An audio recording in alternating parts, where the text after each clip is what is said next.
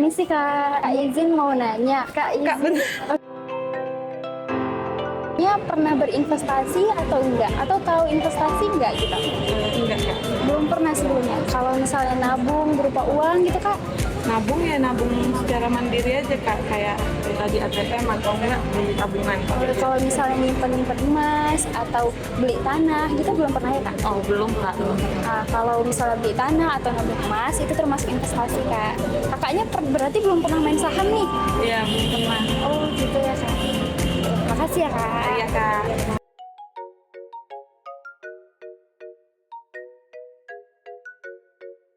Kan nama saya Novia Prasyara Medali. Dan di sini saya mau izin mewawancari Kak, boleh? Nah, saya mau bertanya sama Kakak. Kakak pernah dengar nggak sih yang namanya investasi atau saham gitu? Pernah sih, pernah dengar. Nah, menurut Kakak sendiri investasi itu apa sih? Kalau sepahaman saya ya mungkin sederhananya investasi itu kayak kita ngeluarin dana nih sekarang, terus nanti ke depannya kita bisa dapat keuntungan yang lebih, mungkin gitu. Terus Kakak punya investasi nggak sih? Kalau sekarang sih belum ya. Belum ya. Nah, kalau misalkan Kakak dikasih kesempatan nih untuk berinvestasi, Kakak mau berinvestasi di bidang apa gitu? Kayak tanah, saham, atau emas gitu? Mungkin kalau dilihat sekarang ya, kayaknya kan nilai emas lagi naik-naiknya nih, mungkin emas ataupun kalau ada dana lebih mungkin di tanah juga boleh gitu. Bisa. Berarti Kakak mau lebih ke emas ya Jangka gitu panjang, investasinya? ya. Ya udah, kalau gitu makasih ya Iya, Kak atas sama-sama. wawancaranya.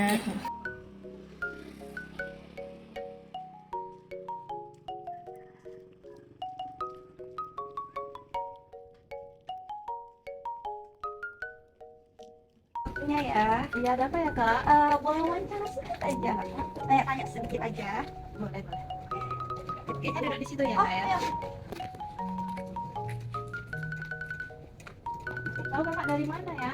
Saya dari Universitas Nusantara. Mau bertanya-tanya tentang investasi. Sebelumnya perkenalkan nama saya Risma Sari. Kalau Kakak? Oh saya Sri. Kakak Sri. Jadi Kakak sebelumnya tahu nggak investasi itu apa? Kalau saya tahu investasi itu kayak menanam saham ya gitu ya, kayak simpanan jangka panjang gitu lah ya. Jadi sebelumnya Kak udah pernah berkecimpung di dalamnya Kak? Kalau saham kayak nanam-nanam modal gitu kayaknya enggak lah ya Kak, karena kan ini kayak masih di kampung-kampung gitu. Paling kalau saya itu simpanannya di emas gitu. Oh emas, bagus. Jadi menurut kakak tuh emas menguntungkan nggak? Sebenarnya kalau emas itu tergantung kita menjualnya dalam jangka panjang atau enggak ya gitu. Sebenarnya kalau emas itu, kalau pribadi saya ya, kalau untuk simpanan jangka panjang itu sangat menguntungkan. Oh iya benar. Soalnya saya membangun rumah ini pun dari hasil simpanan emas saya yang dulu. Wah keren banget. Ya gitu ya. Tapi kalau menurut saya kalau jual emas belum lama kita beli gitu ya kan, terus kita jual lagi itu kayaknya nggak menguntungkan. Masih jadi, sedikit lah ya untungnya.